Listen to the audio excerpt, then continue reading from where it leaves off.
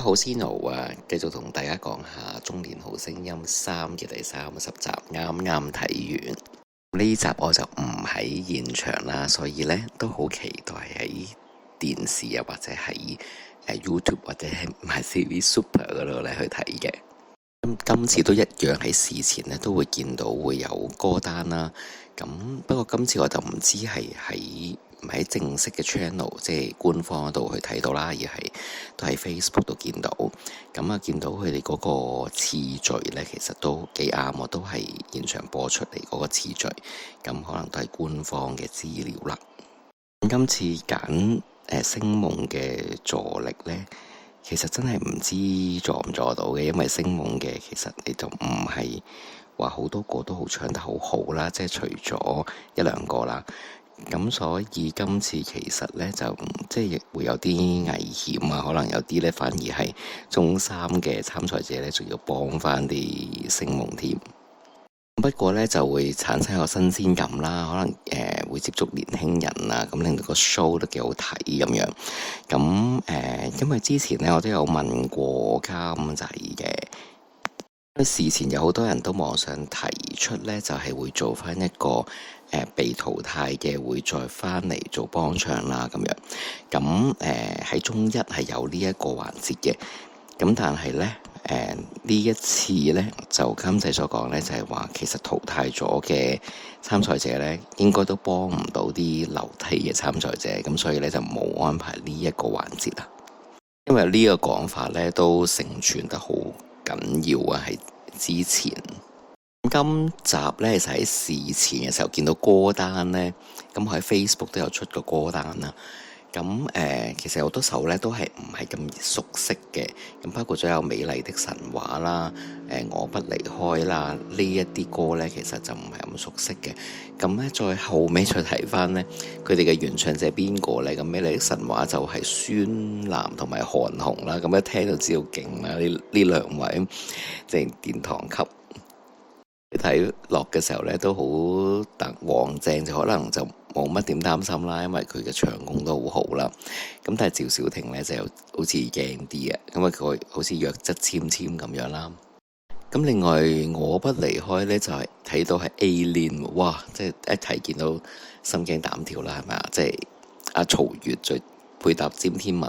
咁詹天文本身係美聲嘅學習啦。咁但係其實佢好出台嘅時候，好多時都唔係好穩定嘅，同埋佢嘅高音呢就好尖、好刺耳下嘅。咁曹越呢又硬淨啦，即係唔溫柔啦。咁呢即係好想像到呢，即係配搭出嚟呢，再要加埋 A-Lin 嗰啲咁爆發啊嘅一個唱法呢。咁即係哇！即係諗起都覺得得人驚。其實喺呢啲揀歌上面呢，其實真係唔知黃正唔知諗緊乜嘢啦。咁佢又揀啲唔係太熟悉，偏偏都係咁咯，唔係太一啲廣為人熟悉嘅一啲歌啦。咁去顯露佢嘅即係唱功嘅技巧，我覺得都唔需要啊。因為佢嘅唱功技巧應該已經係一早就被肯定咗噶啦。其實咁多集以嚟呢，都係好想等佢有一個機會呢，係表現到佢嘅心情，佢係好真情、好 sincere 咁樣去唱好一首歌，咁去感動人、去觸動人，咁係等緊呢一刻。咁但係似乎佢係一路都未有咯。咁呢一次嘅歌呢，佢啲評判仲話佢係收起咗啲技巧，咁但係其實你見孫楠同韓紅都知道佢哋一定係即係技巧型啦，咁所以其實佢當中都係有做咗唔少嘅嘢啦。咁佢嘅真情係咪咁顯露得到呢？有即係有啲啦。咁可能係因為唔需要飆太高嘅高音啊，令到佢可以俾多啲心機落去個情感度啦。咁但係係咪真係好觸動呢？咁又未去到呢個地步。呢兩首嘅揀歌出現問題呢，我會覺得芳華絕代都係一個問題，因為呢，原唱者係梅艷芳啦，咁梅艷芳係一個唔係一般女仔聲嘅歌手啦，咁所以如果佢獨唱，咁你單依純係一個女仔聲咧，同埋都可能偏少少高音，咁佢揀一隻梅艷芳獨唱歌都冇問題嘅，轉翻個啱嘅 key 就得啦。但係佢仲要合唱，佢合唱呢，因為梅艷芳同張國榮個 key 係算係比較接近啦，咁所以作曲嘅時候呢，佢哋邊個唱邊段係冇乜所謂，差唔多兩個人咧唱埋一模一樣嘅音啦。咁但係當你變成一個女仔 key 嘅時候，要個男仔要從一個正常嘅女仔 key 女聲咧，係要唱一樣嘅嗰啲段落咧，其實係通常都冇乜可能噶啦。咁所以咧，彭家賢把聲咧就調到好高，好怪咁樣出咗嚟，好古怪啦。咁加上佢嘅樣子啊，然後仲有嗰啲妖豔嘅化妝咧，其實真係好古怪。睇出嚟係完全係一啲都唔好睇啦。咁變咗係又唔好聽又唔好睇嘅情況下呢，佢攞到84分啦，只係高過炒車嗰兩位啦，即係曹越啦，係高1分咯，都只係。今次呢，我真係會覺得相比曹越同埋單悅情呢，我覺得曹越係好過單悅情咯。同埋呢隻歌裏邊，我不離開裏邊呢，詹天文係相當穩定啦，相當好噶啦。咁其實佢哋嘅合作係，我覺得係一定係好過單悅情加彭家賢嘅芳華絕代咯，即係可以話有少少可以去到係唔好聽或者係難聽嘅。單悅情就一直都係高估咗自己嘅唱功咯，即係其實佢好多力有不逮嘅地方，佢係會嘗試覺得有一個博才嘅心態啦，希望現場係唱到呈現到佢唱得最好嘅時候嘅狀態，但係好難咯。即係佢嘅一啲設計啊，一啲嗌啊，有啲高音呢，係可能佢唱10次有1次唱到，但係要喺正式演出嘅時候唱到嗰1次呢，係相當難。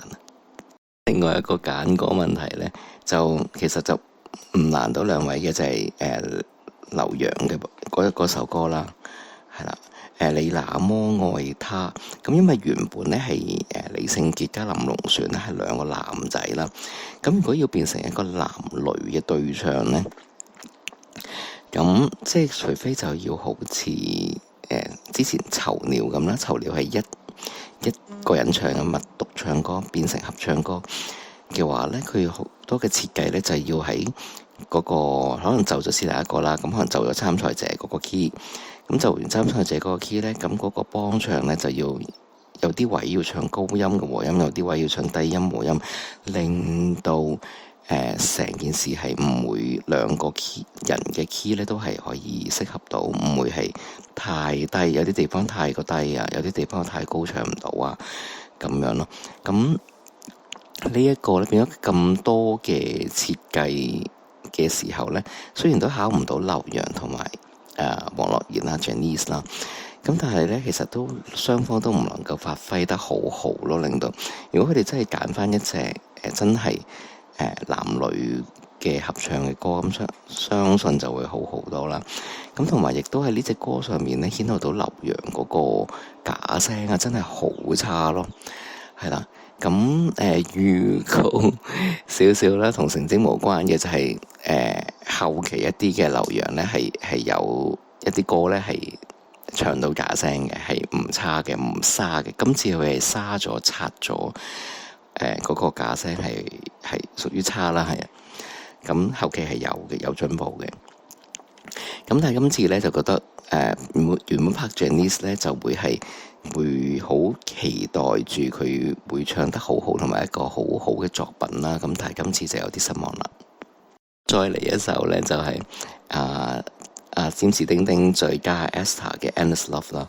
Endless Love 咧係一隻好成熟噶嘛，男女都好成熟嘅一個情歌啦。咁但係咧Esther 真係實在太細個啦，同埋佢嘅唱功實在都弱啦，同埋亦都唔係native 嘅英文人啦。咁咧變咗佢哋真係好唔夾，好冇火花，好即係你有你唱，我有我唱咁樣咯。就變咗冇咗一個出色嘅感覺啊。咁丁丁亦都唔係話把聲好開啊，好響亮啊，即係同原唱係真係差好遠。不過佢哋都深知，其實頭嗰五位啦，我諗其實五位咧都唔需要去諗啲乜嘢。頭兩三位就一定係缺席，都係能夠晉級啦。咁但係我諗五位咧都唔需要擔心咯。咁所以佢哋放軟手腳咧都正常嘅，同埋都唔會將個分咧即係同其他參賽者咧係越拉得越遠咯。跟住落嚟想講幾首咧都係幾好嘅。